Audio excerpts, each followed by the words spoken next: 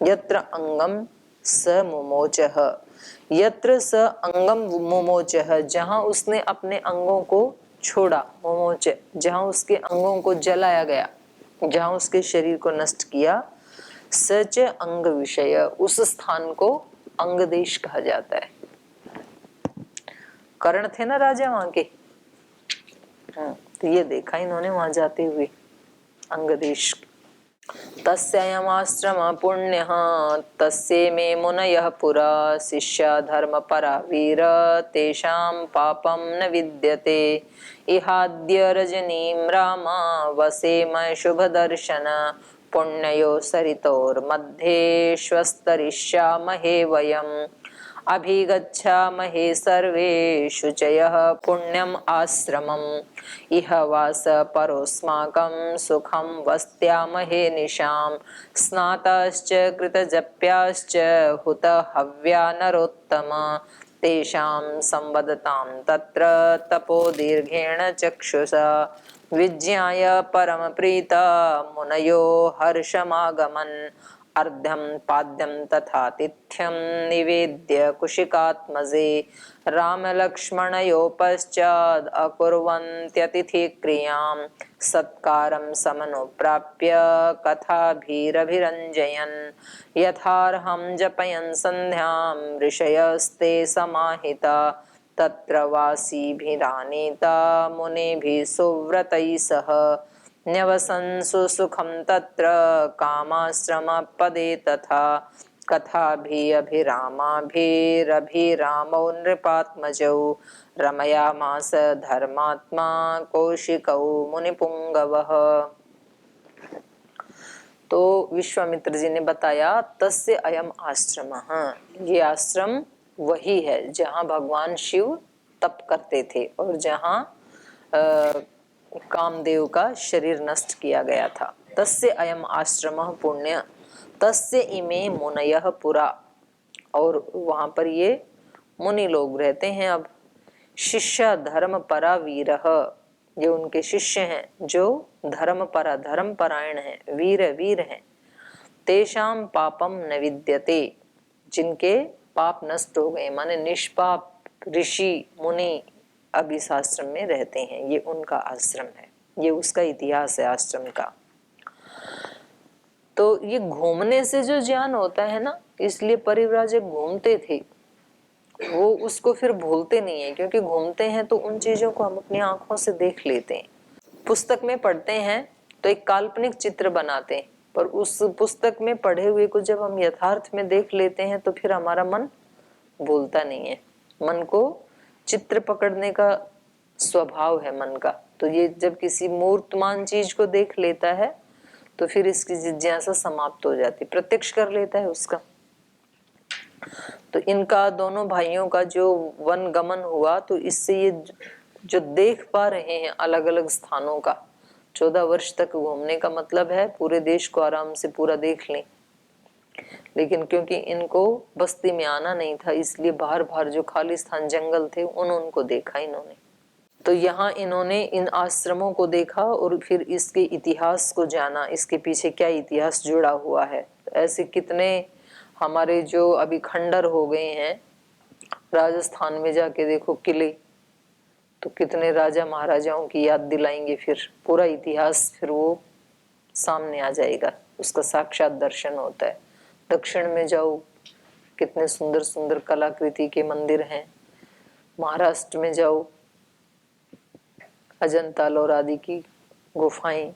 तो ऐसे पूरे देश में उसको देखने से फिर हमें पता लगता है अपने गौरव। एक तो हम पढ़ते हैं पुस्तक में कि हमारा इतिहास इतना गौरवशाली था, एक फिर जब उसका कुछ अवशेष देखते हैं अपनी आंखों से तो फिर वो ज्यादा हमारे हृदय में स्थिर रहता है फिर वो गौरव।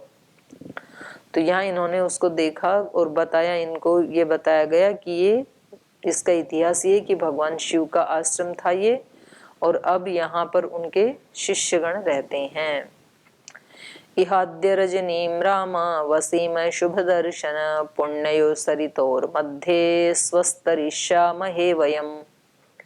अद्य इह रजनीं राम वसेम शुभ दर्शन राम, हे शुभ दर्शन वाले राम, आज की रात हम यहीं इसी आश्रम में गुजारते हैं। क्योंकि इन्होंने कुतूहल से पूछा, बहुत सारे आश्रम थे, उनमें से एक के बारे में पूछा, तो लगा कि इनको पास जाकर के दिखा देते हैं और इनको थोड़ा सा अनुभव भी करवा देते हैं, तो रात को वहीं रुक जाते हैं।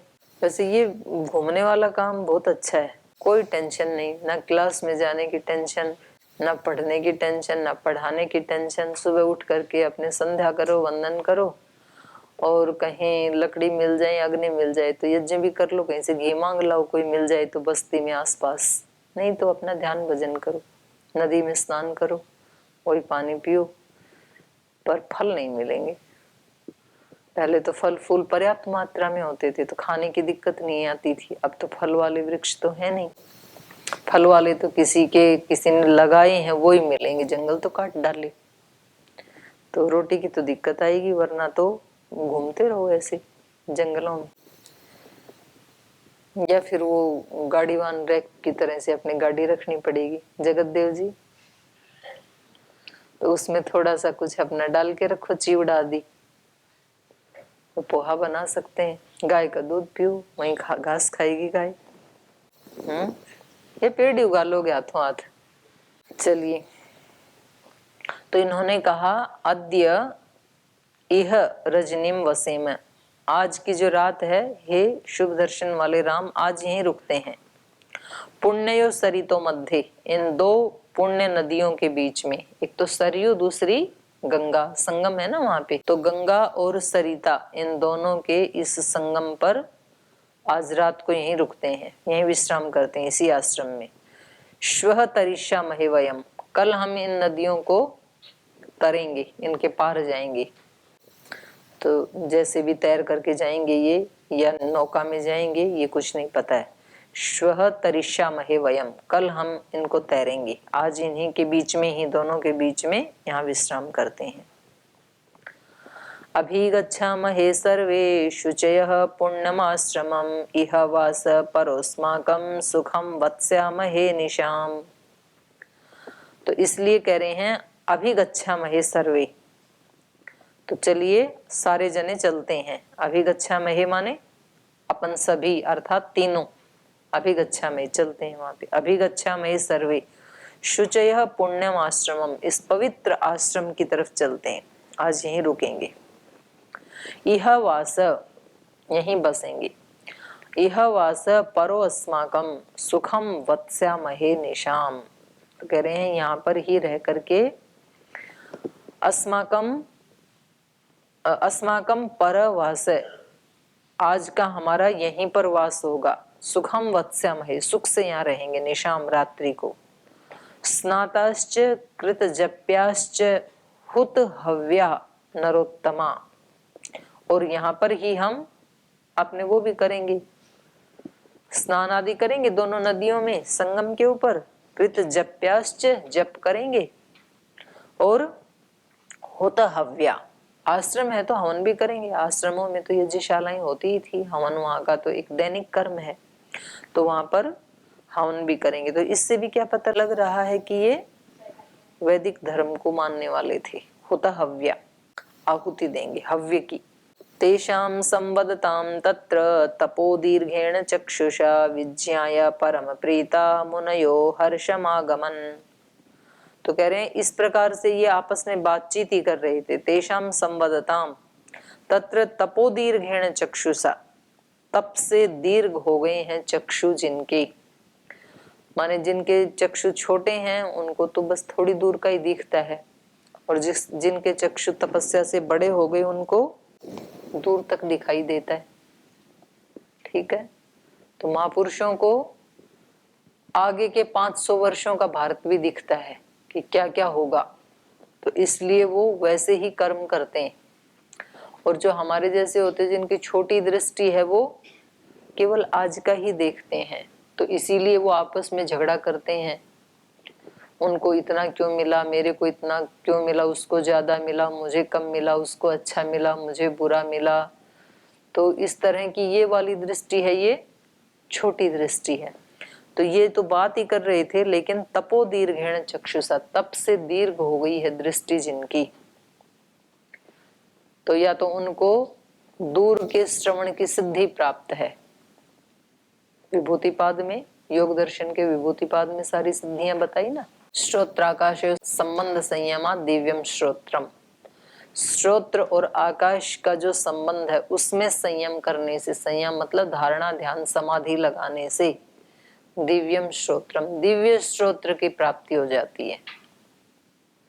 और काय आकाश संबंध संयमात लघुतूल समापत्तिश्च,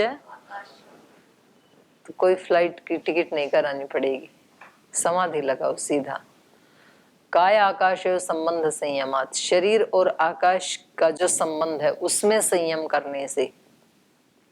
अभी संयम क्या है? त्रयम एकत्र संयम है, धारणा ध्यान समाधि का।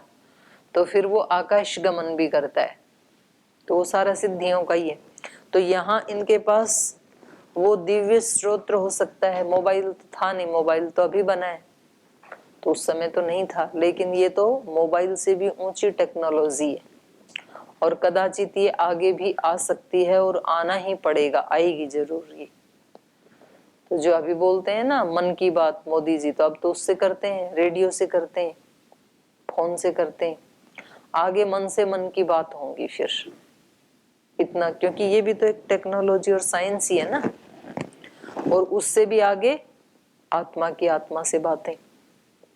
और पहले कभी ये सुनने में भी आता है कि कभी किसी रोगी को किसी उसके पास ले जाते थे, किसी संत के पास, किसी योगी के पास, किसी महापुरुष के पास। वो उसको ऐसे देखता था ऊपर से नीचे तक और तभी वो ठीक हो जाता था, स्कैन कर लेता था वो। तो जैसे एक्स रेज हैं, तो रे क्या करती हैं, वो एक्स रे क्या करती हैं, अंदर जाके पूरा स्कैन कर लेती हैं, फिर बता देती हैं कि इसके अंदर टीबी है, इसकी कुछ भी जो भी रोग है। एक साउंड हम सुनते हैं कि क्या हो रहा है, लेकिन वो साउंड तो बाहर बाहर के, एक अल्ट्रा साउंड है जो अंदर का भी सुन ली थी। तो इतनी टेक्नोलॉजी तो अभी डेवलप हो ही गई, तो इसमें तो हमें कोई भ्रम ही नहीं है, ये तो हम देखते ही हैं रोजाना। तो इससे आगे की भी टेक्नोलॉजी हो सकती है। तो ये ऐसी ही टेक्नोलॉजी है जो ऋषियों के पास है। ये तो इतनी टेक्नोलॉजी तो हम सामान्य मनुष्यों के पास आ गई, मोबाइल आदि की, कि कोई यंत्र है छोटा सा और उस यंत्र से कोई बीच में तार नहीं, वायर नहीं, और आप 7 समुंदर पार अमेरिका में बैठे हुए व्यक्ति से बातचीत कर सकते हैं उस यंत्र से। तो इतनी टेक्नोलॉजी तो डेवलप हो ही गई। लेकिन यहाँ ये इतनी हो रखी है कि इन्होंने परस्पर चर्चा की और उन ऋषियों को पता लग गया।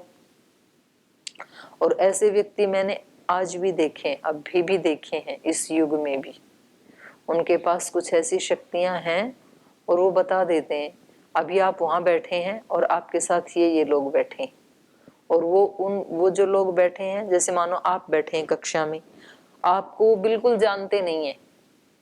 कर्नाटक में है एक व्यक्ति ऐसे, और वो बता देंगे कि आपके साथ कक्षा में ये लोग बैठे हैं, इनके ये नाम है, इन्होंने ऐसे वस्त्र पहन रखे। कई बार ऐसे हो गया, कभी भी बता देते हैं, साधारण से दिखते हैं। तो ऐसी ऐसी शक्तियां हैं। तो इन्होंने उस आश्रम में जो रहने वाले थे मुनि, तपो दीर्घेण चक्षुषा तेषाम संबद्धताम विज्ञाय, उनके संभाषण को उन्होंने जान लिया आश्रम में बैठे बैठे ही, कि हमारे आश्रम में राम लक्ष्मण और विश्वामित्र जी आने वाले हैं। तो पहले ही अपने रोटी राटी बना ली होंगी, सब्जी दाल बना ली होगी।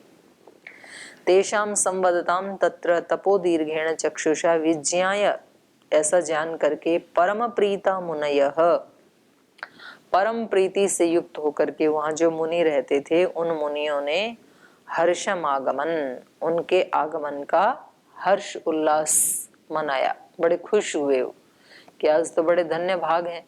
तो इतने तपस्वी विश्वामित्र यहाँ आ रहे हैं, और उनके साथ साथ जिनमें सभी शुभ गुणों की पराकाष्ठा है, ऐसे श्री राम जो साक्षात विष्णु के अवतार हैं, और उनका भाई लक्ष्मण, तो बड़े तेजस्वी राजकुमार थे ना दोनों।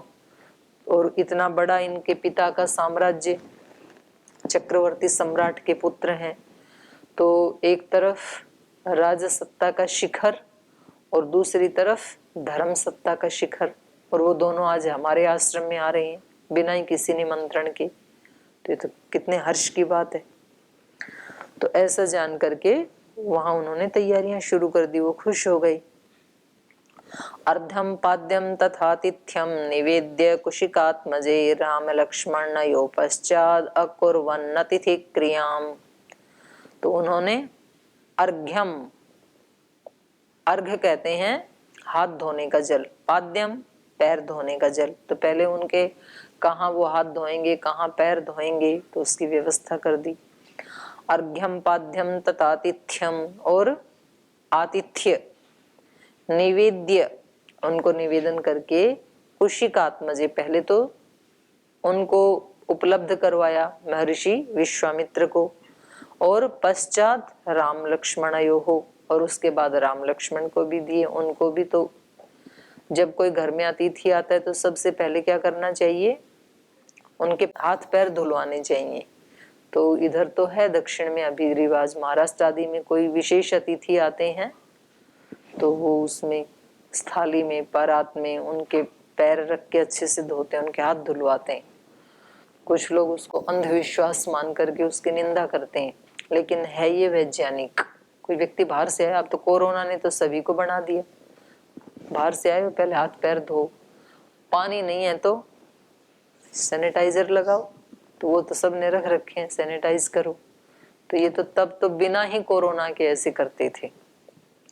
और घर गृहस्थी तो करें सो करें, आश्रम वाले भी ऐसे करते थे। ये तो मुनि हैं, तो इन्होंने भी वो विधान वो ही है। बाहर से कोई भी व्यक्ति आया तो पहले उसके हाथ पैर धुलवाने चाहिए।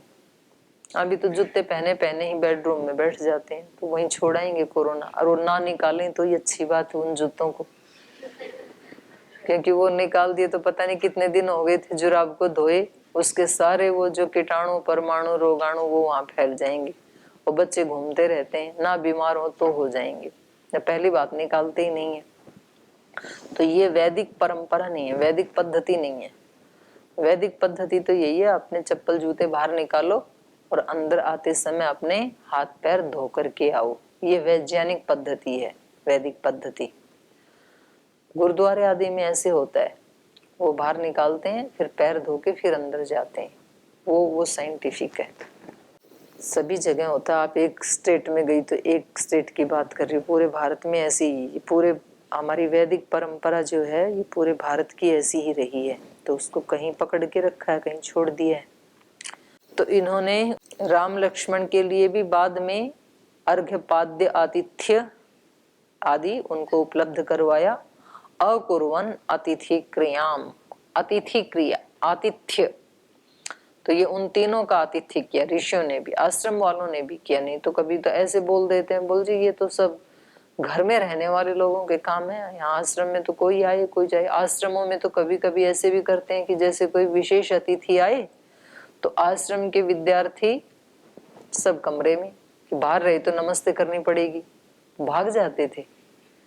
मैंने तो वहां कन्या गुरुकुल में देखा, कोई विशेष अतिथि आता तो सारी कन्याएं अंदर, फिर जंगले में से देखते कौन आया है, गाड़ी में साथ में क्या क्या लाया है। तो पता लगा फल लेके आए, तो बड़े खुश होते थे। बोले कुछ नहीं लाए, तो बड़े दुखी होते थे, फिर उसकी निंदा करते थे। तो अंदर से देखते थे। तो ये अपनी पद्धति नहीं है, ये शिष्टाचार नहीं है। और जाके उनके पास ही बिल्कुल उनको घेर लें, आगे ना आने दें, ये भी। तो क्या करना चाहिए, आप लाइन से खड़े हो जाओ, बाहर हैं तो, और जब वो आ रहे हैं तो जहां खड़े हो वहीं से सिर झुका दो, आप ओम बोल दो, बस हो गया, आगे चले जाएंगे। वो सत्कृत हो जाएंगे, आपका अतिथि क्रिया पूरी हो जाएगी, चाहे आप जानते हैं या नहीं जानते हैं, पर आपका तो अतिथि है ना वो। तो अतिथि देवो भव, तो अतिथि को देवता मानना होता है, तभी वो देवता बनता भी है। और अगर उसका कोई आदर सत्कार ही नहीं करेंगे तो फिर वो देवता नहीं, फिर तो उससे उल्टा बन जाएगा, फिर वो दूसरा प्रसाद दे के जाएगा। फिर सत्कारं समनुप्राप्य कथाभिरभिरञ्जयन् यथार्हं जपयन् संध्यां ऋषयस्ते समाहिताः।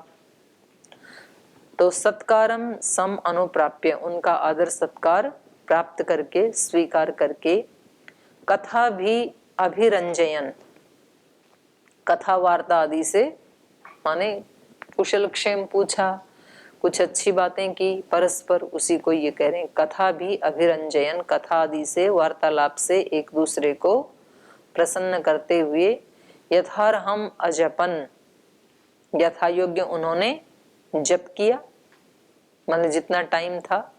यथार्हम अजपन संध्याम ऋषयस्ते समाहितः, उन ऋषियों ने और आने वाले अतिथियों ने यथा योग्य जितना समय था तो वहां जप भी किया, संध्या की। समाहिता, एकाग्र चित्त वाले। समहित का मतलब होता है जिनके चित्त बिखरे हुए नहीं है, समाहित होता है इकट्ठा करना।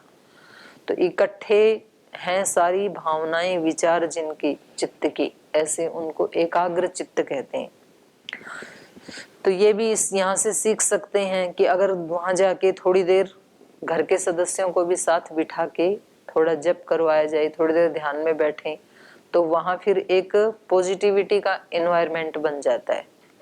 और जाते ही सीधा हंसी मजाक, हा हुल्लड़, खाना पीना, तो फिर वहां एक राजसिकता का माहौल बन जाता है।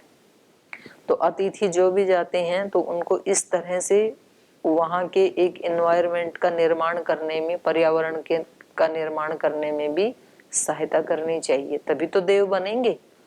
आप भी तो कुछ उनका उपकार करो, जिनके घर में गए हैं वो तो करेंगे ही सेवा शुश्रूषा हमारी, हमें भी बदले में क्या करना है।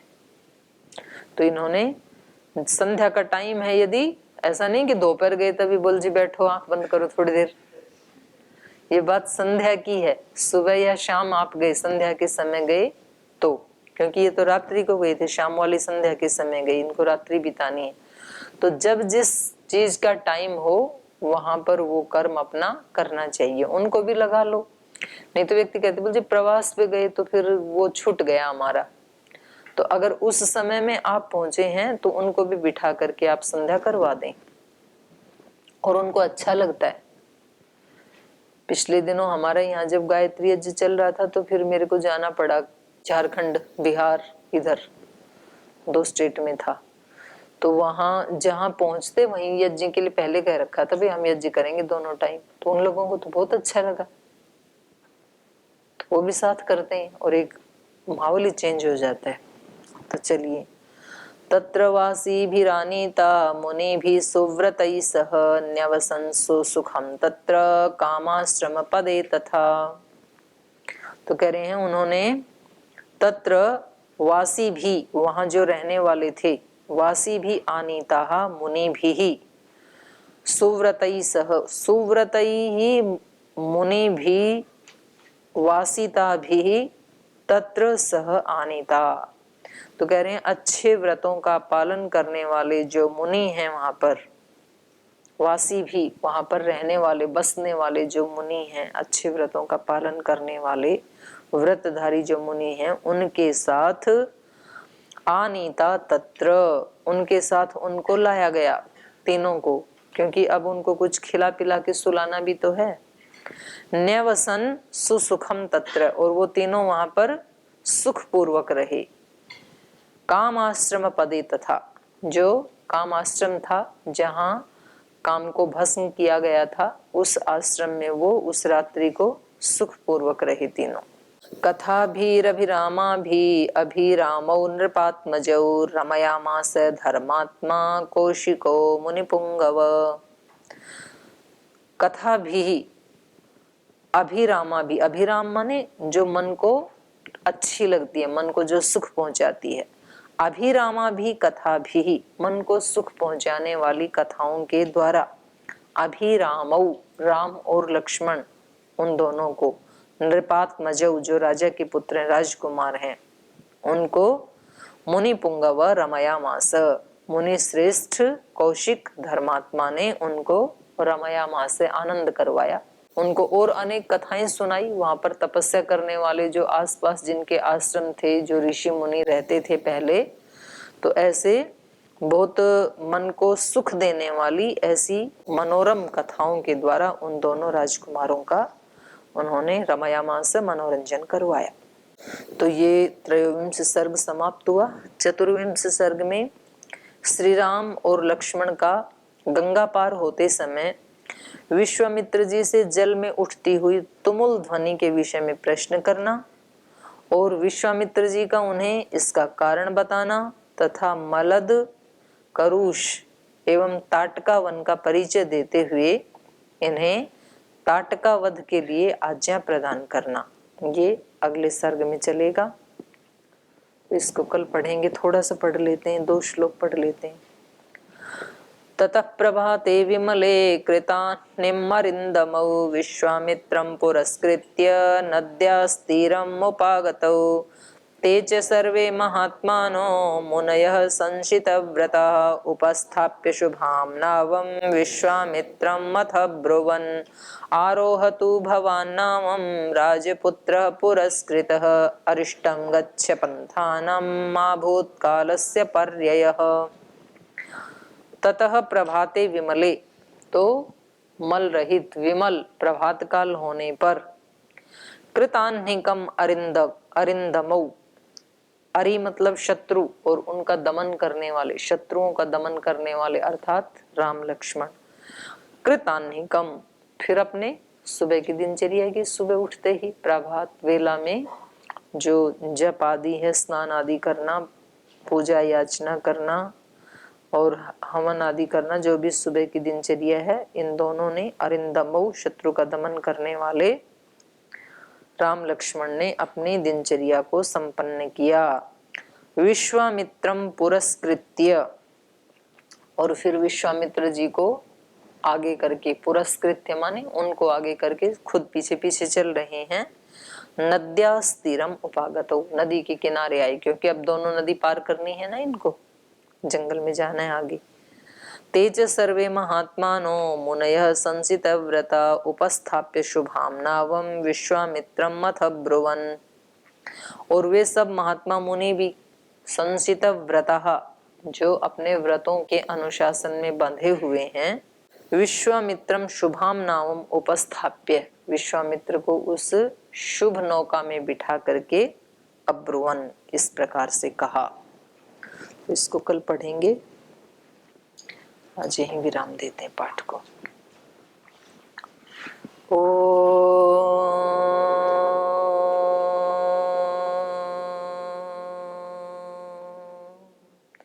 शांति शांति शांति। श्री गुरुभ्यो नमः। राम का गुणगान करिए, राम का गुणगान करिए, राम प्रभु की भद्रता का, सभ्यता का ध्यान धरिए, ध्यान धरिए, राम का गुणगान करिए, राम का गुणगान करिए। राम के गुण गुण चिरंतन, राम के गुण गुण चिरंतन, राम गुण सुमिरन रतन धन, राम गुण सुमिरन रतन धन। मनुजता को कर विभूषित, मनुज को धनवान करिए, ध्यान धरिए, राम का गुणगान करिए, राम का गुणगान करिए, राम का गुणगान करिए, राम। ओम श्री गुरुभ्यो नमः।